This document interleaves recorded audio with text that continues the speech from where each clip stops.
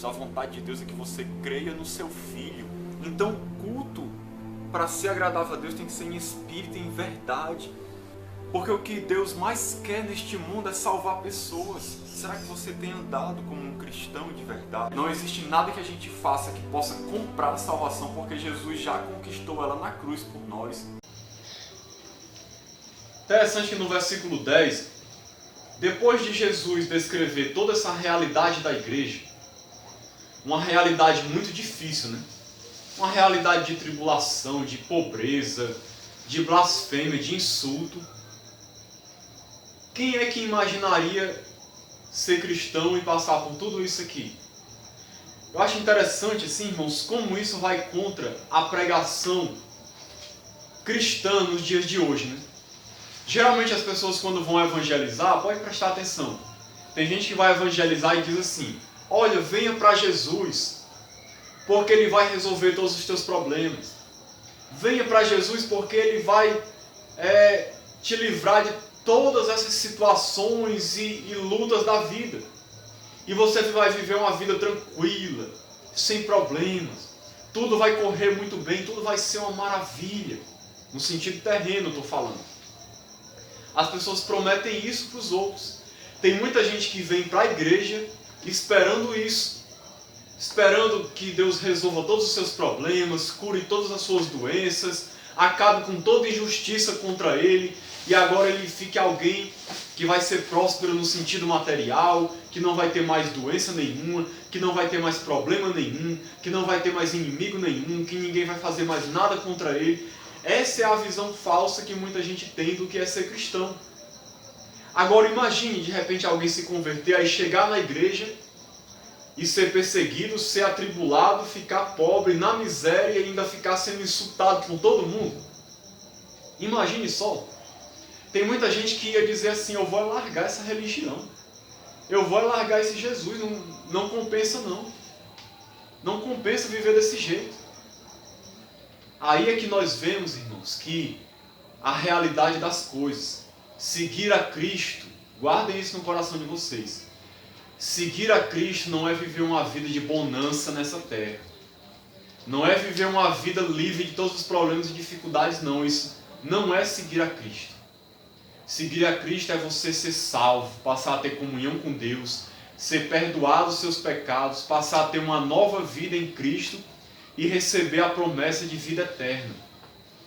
Você pode até ser abençoado no sentido físico, material aqui, mas isso não significa que vai ser assim. A garantia que Deus dá, a promessa que Deus dá é de uma vida eterna, de uma vida no céu. Aqui nós não temos garantia de que nós vamos viver uma vida tranquila, tendo do bom e do melhor. Não é promessa de Deus isso. Isso é promessa falsa que as pessoas fazem. E é interessante que depois de tudo isso, alguém poderia imaginar assim: Jesus, ele se manifestou aqui, falou com a igreja, ele disse que conhece a realidade da igreja, ele sabe do que a gente está passando, ele conhece a nossa tribulação, nossa pobreza, os insultos, então agora alguma coisa vai acontecer. Agora Jesus vai intervir, agora Jesus vai mudar essa situação, vai fazer a coisa virar a nosso favor. Nós vamos deixar de ser perseguidos, nós não vamos mais ser pobres, ninguém vai mais insultar a gente. Talvez alguém pode ter pensado isso quando começou a ouvir essa carta. Quando ouviu só essa primeira parte, pode ter pensado: agora Jesus, ele mostrou que conhece a situação, ele vai mudar a nossa situação agora. E aí o que acontece no versículo 10? Veja o que Jesus diz: não temas as coisas que tens de sofrer. Eis que o diabo está para lançar em prisão alguns dentre vós, para serdes postos à prova, e tereis tribulação de 10 dias. Ser fiel até a morte, e dar-te-ei a coroa da vida. Irmãos, isso aqui eu acho que é tudo que as pessoas normalmente não esperavam ouvir. Como eu disse, elas esperavam ouvir exatamente o contrário. Elas esperavam Jesus dizer: olha, eu sei o que é que vocês estão passando, agora vai acabar tudo. Vou acabar com o sofrimento de vocês agora, o jogo vai virar e vocês vão viver uma vida próspera e tranquila.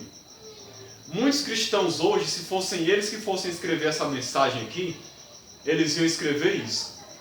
Sabe, isso é até uma prova de que a Bíblia foi escrita pelo Espírito Santo mesmo. Porque se fosse uma pessoa que fosse escrever essa palavra, ela ia escrever coisas boas aqui. Olha, vocês passaram por dificuldade, mas agora vai vir coisa boa para vocês. Uma prova de que essa palavra foi inspirada por Deus, realmente pelo Espírito Santo, é que Jesus mostra a realidade. Como eu disse, Jesus não prometeu flores nessa terra. Não prometeu bênçãos materiais e vida tranquila aqui. Ele não prometeu isso. Quem está prometendo isso são os falsos profetas. É por isso que ele alerta a igreja e diz, olha, não temas as coisas que tens de sofrer. Em outras palavras, deixa eu dizer uma coisa para você, queridos, meus irmãos. Vocês vão sofrer mais ainda. Mas ele está dizendo o quê? Não temam. Não tenham medo. Não fiquem com medo. Não se desesperem. Não abandonem a fé. Não fiquem desanimados. É isso que ele está dizendo. Por isso que ele já começa dizendo, ó, não tem mais. Não temas. Não tenham medo, não. Não se aflijam. Mas vocês vão sofrer mais. Vocês vão continuar sofrendo. A perseguição não vai acabar agora. Ela vai continuar.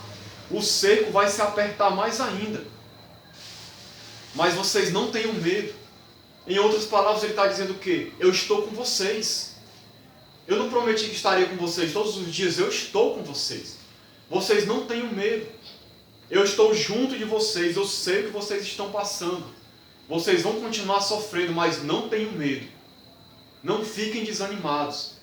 E muitos cristãos, irmãos, realmente guardavam isso aqui no coração. Tinham pessoas que quando iam ser martirizados não tinham medo nenhum. A fé deles em Cristo era tão grande, a certeza tão grande de que eles iam ter uma vida eterna, de que eles iam para o paraíso, de que eles iam estar na presença de Deus, e que todo sofrimento um dia ia acabar. Eles tinham uma certeza tão grande que eles não tinham medo de nada. Eles diziam, em outras palavras, pode matar, pode soltar os leões, pode tacar fogo, pode crucificar, pode fazer o que for, eu não nego Jesus. Eu vou com ele até o fim, ainda que eu morra. Mas eu vou continuar sendo fiel a ele. Eles não tinham medo. Por que eles não tinham medo? Porque eles tinham uma esperança. Eles tinham uma promessa de que um dia Jesus ia conceder uma nova vida para eles no céu, livre de todo sofrimento. Eles não estavam esperando alívio aqui.